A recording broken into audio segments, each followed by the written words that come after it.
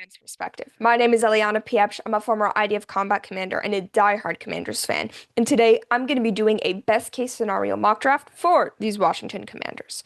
So it'll only be the first 7 picks. I'm not going to do the whole draft. It's only going to be the first 7 picks. And I'm going to be selecting basically either players who I don't want at all or players who I'd rather not have. So then at 7, I can have the most abundance of players who I would love to get at 7. So that is the mock. Let's just get right into it. So to start us off, this is going to be Fernando Mendoza, who's going to go to Vegas. Okay, not only am I going to be doing a mock is best case scenario for Washington, it's also going to be somewhat realistic. I'm not just going to be giving like the Giants Diego Pavia or something. It's going to be players who've been matched with teams throughout other people's mock drafts. It's going to be somewhat realistic. I do not expect this to happen at all. I expect some of the players who I'm going to want to actually be taken earlier than that in the actual draft that will be happening in a month. Craziness. So it's not predictive at all. This is just kind of best case scenario, but it is going to be somewhat realistic. I'm not going to be just throwing random players in random spots or taking players that teams don't need or something like that. All right, so Fernando Mendoza, that's obvious. If it's going to be somewhat realistic, he has to go to Vegas. And anyway, it's not good for Washington for a quarterback to fall. So take Fernando, one less player who I want to be taken. We have Jaden Daniels, thank God, so we don't have to worry about the quarterback position. All right, now number 2 with the Jets. I'm going to select David Bailey. I am not a huge David Bailey fan. He led the FBS in sacks, so he had a great year this past year. And Washington obviously was horrible at all facets of defense, but especially rushing the passer. So you should ask, why do I not like David Bailey? My answer is he is very sack dependent. He's not very good against defending the run, and it's fine to be sack dependent when you lead the FBS in sacks, but he's a kind of a one-trick pony. He's a great get-off. He doesn't have a ton of moves, and when he is playing against better competition, tackles that are projected to get drafted or are very talented, his production starts to dip.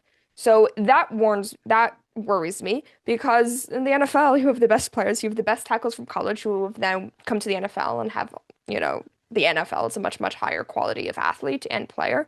And if he's already not as productive in college against that type, that really does worry me, especially that he doesn't even have a great run defense to lean back on. It's his only way is basically being better than the tackle. And if it's already shown kind of warning signs that maybe that won't be the case in the NFL, in addition to the fact that he doesn't have great bend, he's just kind of a speed rusher. And I think the athletes of the NFL are going to be able to adapt to that. So I'm a little worried of him.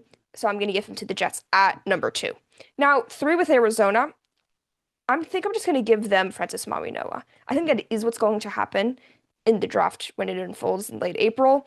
And this is very much a position of need for Arizona. And in addition to that, Washington doesn't need a tackle. We just drafted Josh Connolly last year. We just extended Laramie Tunsil. We don't need a tackle. It's good for Washington, and I think this is honestly good for Arizona. All right, now at number 4 with Tennessee, they could go offense, they could go defense, they could go in a lot of positions. I'm going to give them Carnell Tate. Now, I, just as a principle, do not believe in drafting a number 2 receiver in at least the top half of the first round, maybe even later than that. I don't agree that Devontae Smith, or I don't believe that Devontae Smith was worthy of the 10th pick that he was selected. And even now, where he's one of the best number 2 receivers in the league, I just don't think that's valuable at number 10. You're supposed to have this high-end, number 1 at whatever position they have on your team. They could have had Micah Parsons with that pick. I think Pat Surtain was selected right around there. I think those are all significantly better players and more valuable to their teams than a number 2 like Devontae Smith. Jalen Waddle was kind of a similar thing. I just don't agree that that is a good allocation of resources. So just for Washington, I don't want Carnell Tate at 7. First of all, he's a number 2 to Terry. Some people are going to say Terry has a big cap hit next year. He's over 30. Who knows? Don't talk to me. Terry's staying with us, okay? I can't think of a life without Terry, so he would be a number 2. And even if so, he's not a high top tier level prospect. He's not a Jamar Chase. He's not even a Malik Neighbors type. I think he's very much a tier below that. So I don't think that receiver in general is worth a 7th pick if he's going to be a number 1 or a number 2. I just don't think he's that level of prospect. But Tennessee does need help on offense. They need to help their now second-year quarterback in Cam Ward. I don't think Jeremiah Love is a smart pick for them because we just saw last year with Ashton Genty what happens when you put a very talented running back behind an awful offensive line. Tennessee is trying to improve that offensive line, but I don't think they're at a point right now where they can be confident that they can get the best out of Love. So I'm going to give them a receiver to help Cam Ward. And yeah, so that's Carnell Tate. Now at number 5, I am going to give the Giants Jeremiah Love.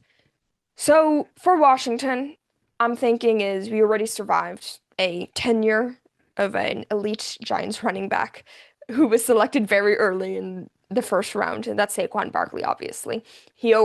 The Giants always somehow played great against Washington. Daniel Jones was somehow like a Pro Bowl quarterback whenever he played Washington twice a year. Saquon Barkley's great against everyone. He's especially great against Washington. And even now when he's with Philly, he's still elite against the Skins. So I'm going to give them Jeremiah Love because I don't think a running back is worth the 7th overall pick, especially with the type of players, caliber of players still on the board. I think there's a lot of good players, and I don't think Jeremiah Love is the last, good player out there. In general, I think it's much easier to replace running back production than it is other positions. So, for example, if you're saying, Eliana, you're talking about a running back not being at a valuable position, but now here you have Sonny Styles and Caleb Downs. Linebacker and safety is also not a high value position. And you'd be right. But I think it's much easier to replace production at running back than it is at linebacker or at safety.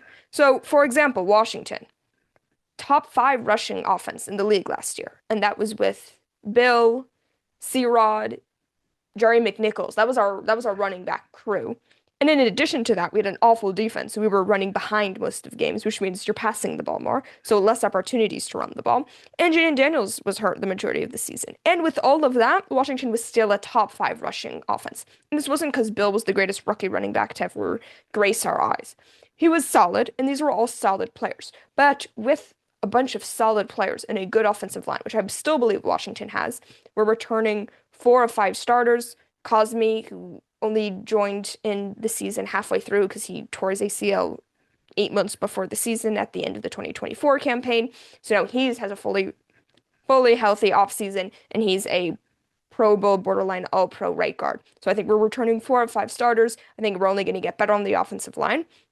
And I think an offensive line can really help a running game. And you don't need to have elite players like Jeremiah Love to have an elite production from the running room. So I don't think that is the same with linebacker or safety. I think in order to have an elite linebacking core or safety tandem, you need to have elite linebackers or elite safeties, where running back is a much more dependent position. So I do not think that is the case. And in addition, for Washington, the reason why this is good for us is because this is a big-time investment at running back, and they already have Cam Skadaboo and Tyrone Tracy. So that's a lot of investment in a non-valuable position, and a lot of money and a lot of resources. So I think this is basically really great for Washington. It has to be somewhat realistic, so I have to give them a good player. Jeremiah Love it is, and I think that is the best. I think we did the best with a bad situation. Now, with 6, we have Cleveland. Cleveland's going to have to go offense. Their defense is great. Their offense is trash. And I'm going to give them an offensive lineman. I'm going to give them Monroe Freeling out of Georgia. So he has been rising recently up draft boards, has been taken early in a lot of mock drafts. And the reason for that is, A, he's a tackle out of Georgia. The Bulldogs are perennially one of the best teams in college football. And this is from a top-tier program. And he was a starter with them, so that obviously says something good. In addition to that, he also had a great combine. So you say he has the tools, and this is a weak offensive line class. So if you give people hope, they'll be able to talk themselves into taking you very early.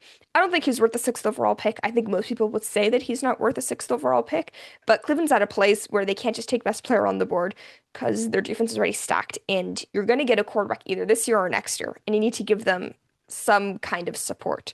So I think they would be doing that. With Carnell Tate taken, first of all, I don't think any of these receivers are worth a top 6 pick. But even with that, Carnell Tate is the consensus number 1 receiver taken, and I don't think Jordan Tyson or Mekhi Lemon are worth 6 over here. So I'm going to have them take an offensive lineman. Monroe Freeling, I think, he has a very high ceiling. He's a project with very good athletic traits, and maybe he can develop this year. So the next year, when you have a quarterback, let's say, that they have a above average starting offensive lineman who maybe he can even reach a little bit higher than that. So now if you're Washington, this is the dream, in my opinion. You got Arvell Reese, this hybrid linebacker edge. You got Sonny Styles, an incredible linebacker. Ruben Bain, great edge, and safety Caleb Downs, one of the best safeties. It prospects in the last few years. I mean, this year he's undoubtedly the best safety in college football. So the pros and cons for each of them.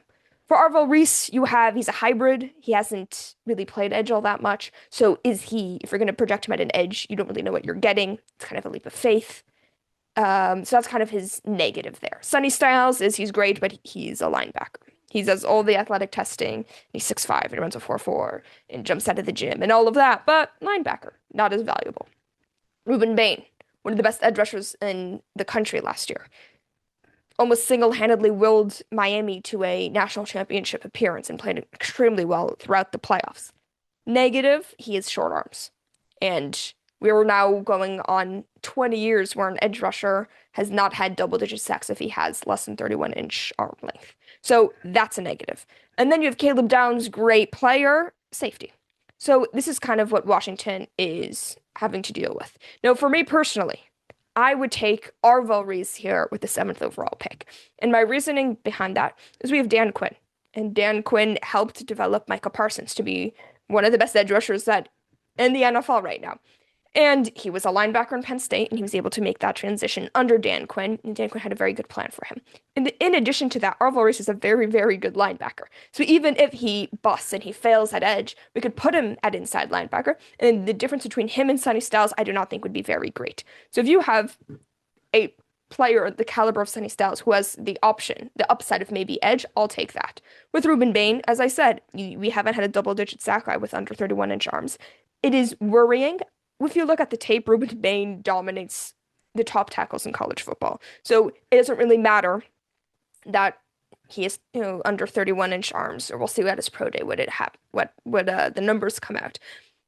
Because he dominates tackles, even if they have 34-inch arms or 35-inch arms. It's fine. Ruben Bain finds a way. So I will trust the tape, and I'd be very happy with Ruben Bain at 7. Caleb Downs, one of the best safety prospects in recent memory. He's a different player than Kyle Hamilton. I think he's a similar level of prospect. He's more football intelligence. He's versatile, but in a different way, where Kyle Hamilton was 6'4" and well over 200 pounds.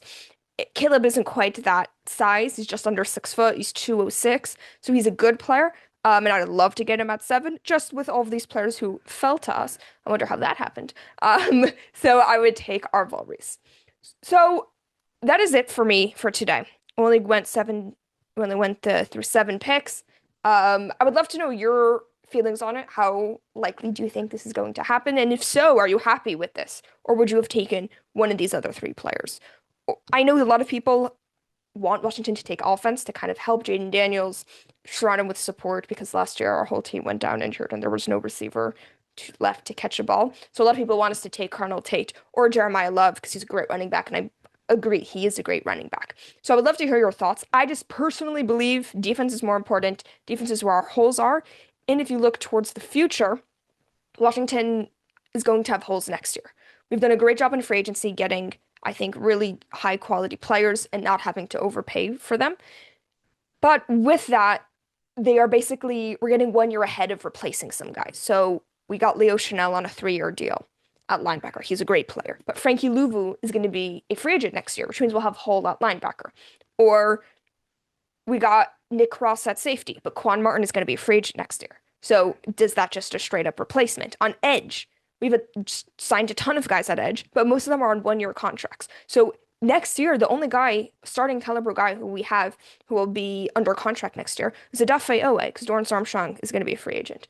And Kylavon Chasen's going to be a free agent. And Charles Amenu. Everyone's going to be a free agent. So I do think edge is very much a possibility, which is another reason why I took edge. Not only is it a more valuable position, but maybe this year he won't be giving us as many meaningful snaps as he would in a different year, because maybe he's going to be rotating more because we have a lot more talent at edge. But following this year, maybe one of those guys plays well and we give them an extension, but then he would then be thrust into a starting position. And I think also, especially with Arvell, who hasn't played edge full time, we can kind of give him snaps at linebacker to, start him off, or give him pass rushing downs, but pass rushing snaps, but only on obvious pass rushing downs, so like third and longs and things like that. So I think that is a great way to develop him, and I trust Dan Quinn to do that.